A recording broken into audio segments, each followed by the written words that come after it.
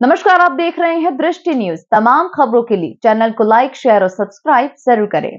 विदिशा जिला मुख्यालय से लगभग 200 किलोमीटर की दूरी पर ग्राम चेतपुरा में 10 मार्च को पूर्व जनपद सदस्य रानी ठाकुर की उस समय दिन दहाड़े हत्या कर दी गई थी, जब वो किचन में खाना बना रही थी।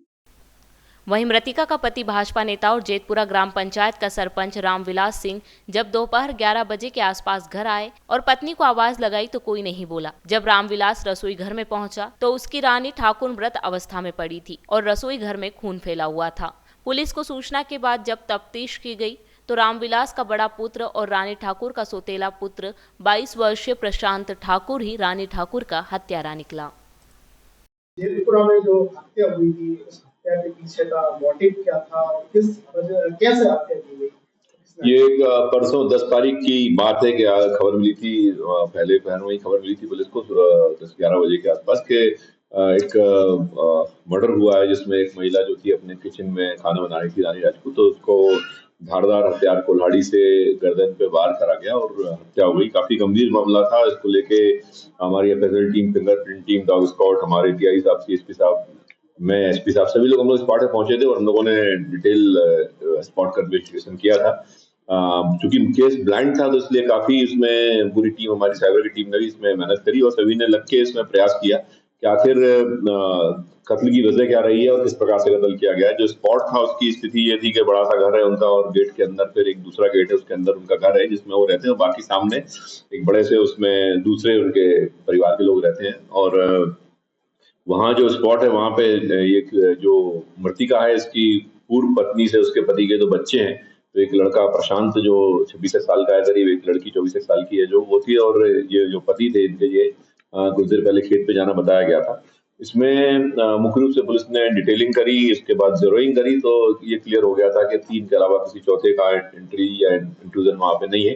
अब जो 3 लोग थे उनके डिटेल पूछताछ की गई और अन्य साक्षियों से बड़ी संख्या में गांव के लोगों से, लगभग 100 लोगों से पुलिस ने पूछताछ करके विभिन्न तथ्य जुटाए थे।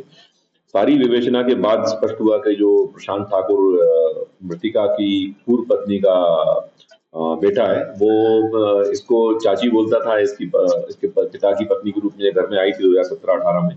तब से ही वो नाराज था, इवन शादी का भी उसने मना किया था कि नहीं करना है। और शादी के दौरान कुछ प्रॉपर्टी को लेके भी बात हुई थी कि जब ये शादी करेगी तो उन्होंने इसको कमिट किया था कि 10-15 बीघा जमीन ये उसके नाम लिख देंगे।